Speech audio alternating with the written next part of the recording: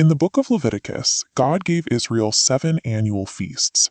Most Christians recognize Passover or Pentecost as isolated holidays, unaware that they belong to a larger, connected set of 7. The Hebrew word translated as feasts is moed. It actually means appointed times, fixed scheduled meetings on a divine calendar. God established these dates and loaded them with prophetic content that would take centuries to unlock. This calendar was built to map the life of Jesus long before he arrived on earth. This definition reframes the 7 feasts from ancient history into a running timeline, one that has already begun its countdown.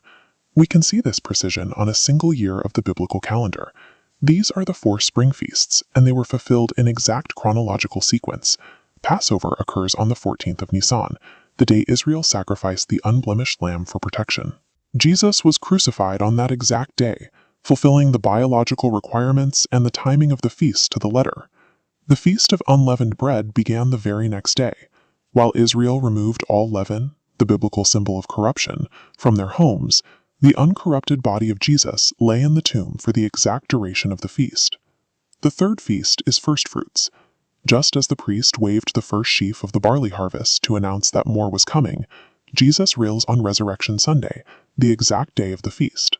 50 days after Firstfruits comes Pentecost, the feast of the wheat harvest. Acts chapter 2 records that 3,000 people were added to the church on that day, a literal harvest of souls on the exact date designated for celebrating the harvest. Jesus kept these historical and biological appointments on the exact specific days prescribed 15 centuries before his birth. There is a massive, quiet interval between these spring fulfillments and the final 3 appointments in the fall. This summer interval represents the church age, the long period between Jesus' first coming and his second. We are living right in the middle of this void. The spring harvest is complete, but the fall harvest is still waiting to begin. The mathematical accuracy of the first 4 feasts suggests that the fall feasts will map the exact sequence of what is coming next. The 5th appointment is the Feast of Trumpets, observed on the first day of the 7th month.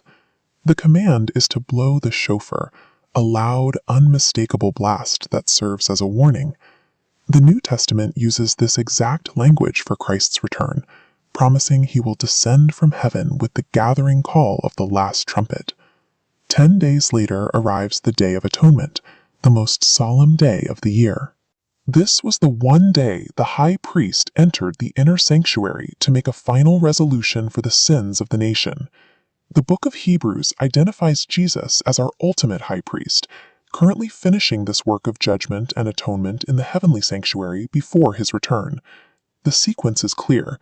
The trumpet blast of Feast 5 is the call that precedes the final judgment of Feast 6. This leads to the 7th and final appointment, the Feast of Tabernacles. Historically, Israel lived in temporary shelters made of branches to commemorate the years God dwelt with them in the wilderness.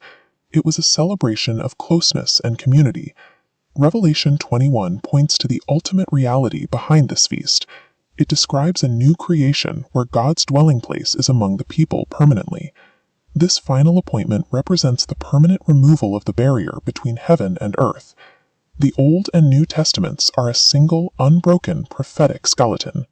Precise dates and biological details were programmed into a worship calendar 15 centuries before the fulfillments occurred. If the first 4 appointments were kept with this level of accuracy, the remaining 3 deserve our full attention. We are living in the gap between Feast 4 and Feast 5, waiting for the trumpet that has been on the calendar since Leviticus.